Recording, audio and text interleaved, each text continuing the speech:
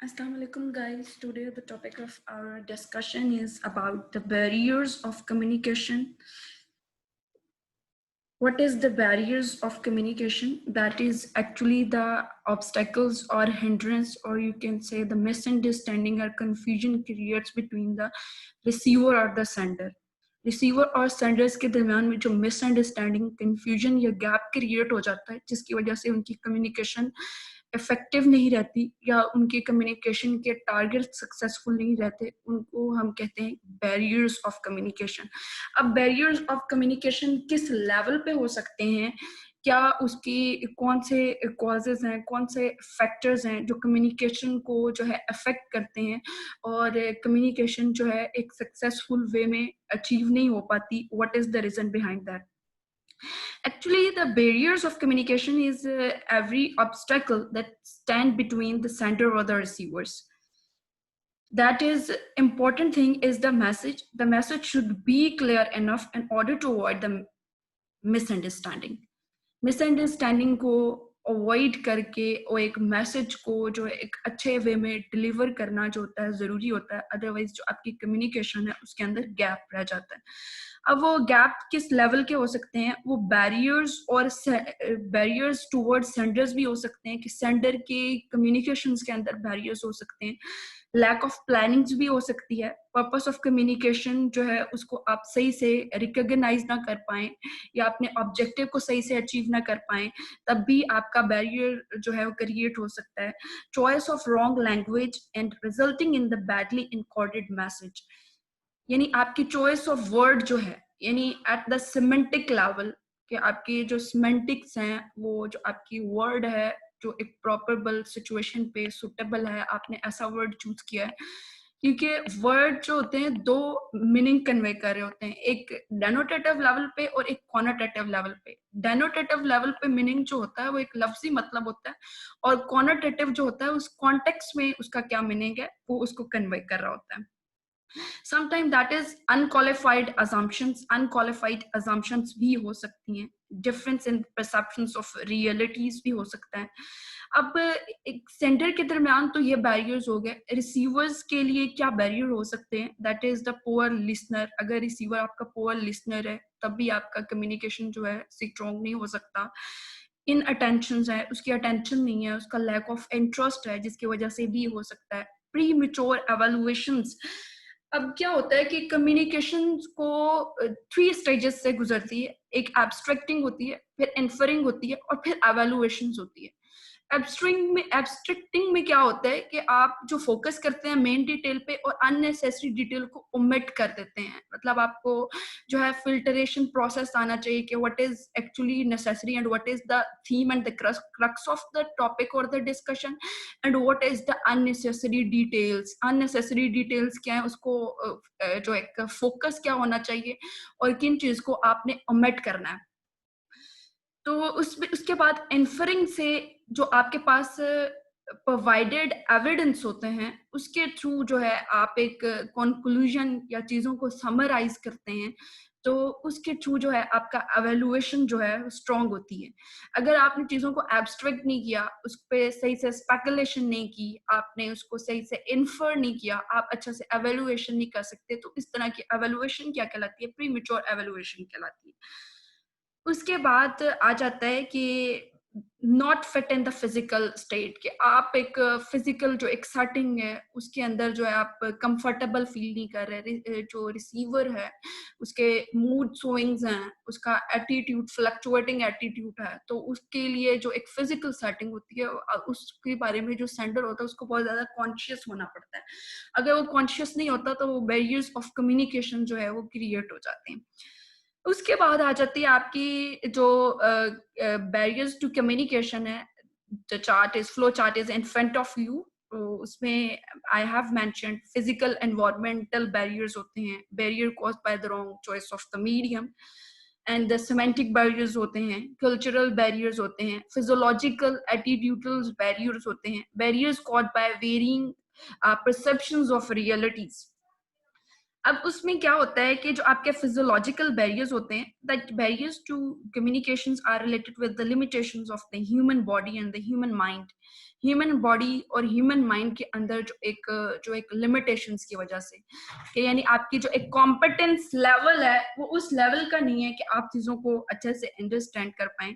Like आपकी memory हो सकती है, आपकी मेमोरी हो सकती है, अटेंशन हो सकती हैं, एंड आपके परसेप्शंस हो सकते हैं। फिजियोलॉजिकल बैरियर में result from the individual personal discomfort caused by ill health and poor eyesight and hearing difficulties। इससे रिलेटेड भी आपकी जो एक जो फिजियोलॉजिकल बैरियर, यानी पर्सन इज नॉट नॉर्मल। जब एक पर्सन हेल्दी नहीं होता, नॉर्मल नहीं होता, तो उसकी जो एक मेंटल कॉम्पिटेंस होती है, मेंटल फिल्टरेशन होती है, वो नॉर्मल ह्यूमन बीइंग से या एक इंटेलेक्चुअल वन से थोड़ी डिफरेंट होती है। तो उसके जो एक परसीव करने का स्टाइल होता है, समटाइम स्लो होता है, समटाइम फास्ट होता है, समटाइम जो होता है कि वो चीजों को बहुत ज्यादा डिले करता है, उस पर बहुत ज्यादा उसको स्पेकुलेशन रिक्वायर्ड होती है, बहुत ज्यादा जो एक जो अटेंशन होती है वो रिक्वायर्ड होती है, उसके बाद वो एक मैसेज को परसीव कर सकता है।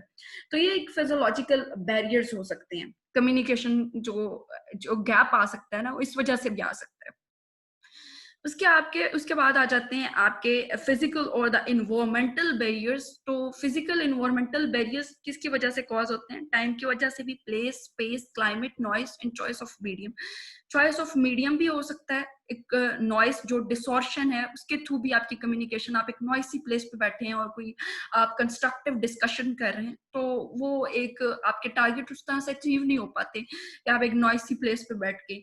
उसके बाद क्लाइमेट बहुत ज्यादा मैटर करता है, एनवायरमेंट बहुत ज्यादा मैटर करता है। उसके बाद आपकी स्पेस भी मैटर करती है। I have already told you about the intimate space, social space, public space, ये सारी चीजें बहुत ज्यादा मैटर करती हैं। उसके बाद ये तो एक स्पेसिफिक सेटिंग में हो गया कि आप एक कम्युनिकेशन कर रहे हैं, तो आपने देखना है कि ये डिसऑर्डर्ड प्लेस पर डिसऑर्शंस तो नहीं है। यहाँ पे आपने जो मीडियम चॉइस किया है वो एक परफेक्ट मीडियम है इस सेटिंग में। उसके बाद जो स्पेस है वो एक मेंटेन्ड स्पेस है। लेकिन अगर आप जनरली देखें तो आप जो एक इन्वायरमेंट है वो बहुत ज्यादा इफेक्ट करता है। whether people are living in the hot places, their temper is so hot, the people are living in the northern areas, they are the cool tempered, वो cool tempered होते हैं, वो एक अच्छा listener होते हैं, वो चीजों को सुनते हैं, समझते हैं, उसके बाद एक मैसेज कन्वे करते हैं। हॉट टेम्पर्ड पीपल जो होते हैं उनकी प्री मेच्योर एवल्युएशंस होती हैं, वो आपके मैसेज को पूरा अच्छे से इनकोड होने भी नहीं देते, अच्छे से वो पूरा उसको समझते भी नहीं है, उससे पहले वो आंसर करने की कोशिश करते हैं। तो इस तरह की जो एक एनवायरमेंटल बैरियर्स आ सकते हैं।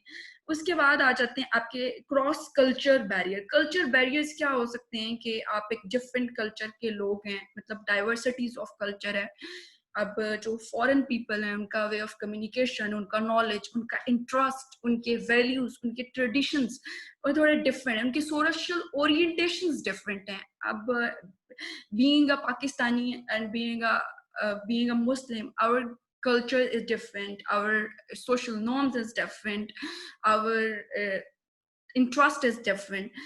So that is difference when you are communicating with the people। जब आप लोगों से communicate करते हैं तो सेंडर और रिसीवर को इन बात का, इस सेंडर को स्पेशली इस बात का ख्याल रखना चाहिए कि वो एक फॉरेनर से कम्युनिकेट कर रहा है, वो एक जो एक नेशनल सेम नेशन के पर्सन से कम्युनिकेट कर रहा है। तो उसके जो एक जो अगर आप उनकी इंटरेस्ट नहीं देखेंगे, उनका नॉलेज लेवल नहीं देखेंगे, तो वो उसमें डिफरेंस हो जाता है।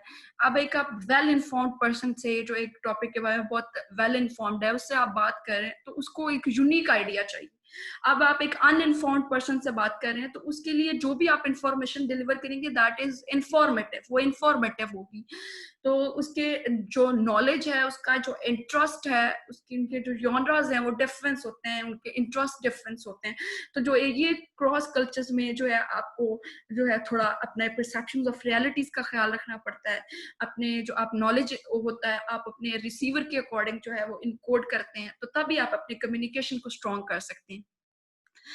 उसके बाद जो एक साइकोलॉजिकल एटीट्यूडल बैरियर्स हैं वो उसी पे बेस करते हैं, मूड्स पे, आपके एटीट्यूड पे, आपके रिलेशनशिप पे। अगर आपका सोशल रिलेशनशिप, लाइक कुछ पीपल होते हैं वो एक्सट्रोवर्ट होते हैं, कुछ इंट्रोवर्ट होते हैं। जो इंट्रोवर्ट होते हैं उनको कम्युनिकेट करने में, उनको सोशल एक्सपोजर में या सोशल रिलेशनशिप पे बहुत ज्यादा बैरियर्स होते हैं, तो वो अच्छे से कम्युनिकेट नहीं कर पाते। तो इस तरह के जो बैरियर्स हैं वो कम्युनिकेशन के अंदर आ सकते हैं। उसके बाद जो सेमेंटिक्स बैरियर्स होते हैं वो कॉनोटेशंस पे बेस करते हैं कि कॉनोटेटिव मीनिंग क्या है। Well, common barrier to effective communication semantic distortions हो सकती हैं, which can be deliberately or the accidentally. Semantic problem arises when words and the symbols have a different meaning for the different people and they lead to the misunderstanding. और फिर जो आपका meaning है, जो आप कन्वे करना चाह रहे हैं वो और है, जो आपका रिसीवर है उसके लिए वो एक और मीनिंग कन्वे कर रहा है। तो इस लेवल पे जो एक मिसअंडरस्टैंडिंग जो है वो सेमेंटिक लेवल पे क्रिएट हो सकती है, आपको उसका ख्याल रखना होता है।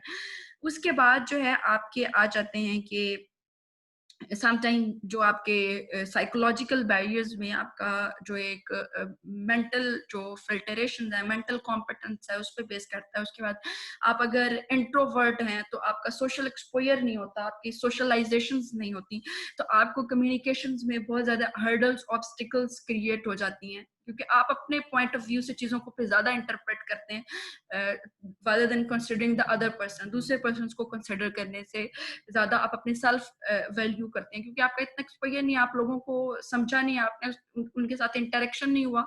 तो आपका इंटरेक्शन नहीं हुआ तो आपको उनकी अंडरस्टैंडिंग नहीं है। इसका मतलब अंडरस्टैंडिंग नहीं है तो आपका कम्युनिकेशन बैरियर ऑटोमेटिकली होगा ही होगा।